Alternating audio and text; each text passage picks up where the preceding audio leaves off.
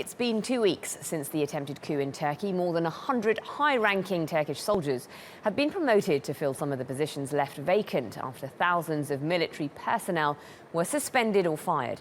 It follows a meeting of Turkey's Supreme Military Council where it was decided the head of the armed forces would remain in his post. Well, Europe has been watching Turkey's military shuffle with interest. Turkey is a member of NATO and is in talks to join the EU. And to discuss this, I'm joined by Pieter Cleppe in London.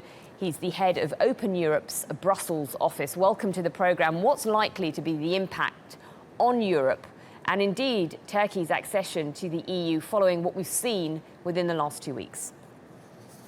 Well, the European Union is, of course, very keen to keep the EU-Turkey deal in place, given that this has been one of the factors stopping the refugee flow, not the only factor, it must be said, also the Balkan closure and the fact that people can't just continue their travel in Greece has been factors. So that is, of course, very concerning to the EU. Secondly, also many right-wing populists and I would say even on the mainstream, people are complaining that the European Union is continuing negotiations with Turkey.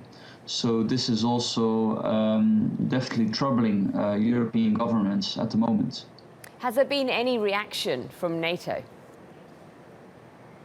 Not openly, but the United States has issued its concern that a number of top generals it was working with to fight ISIS, amongst others, to try to stabilize the region, have now been fired and jailed. What really needs to happen is that the Turkish government understands that it is not in the interest of stability in Turkey to appoint only AKP royal army people, but also to make sure there's a fair balance of secular people and people more close to the AKP, so to keep the Turkish army as something that enjoys support in Turkish society.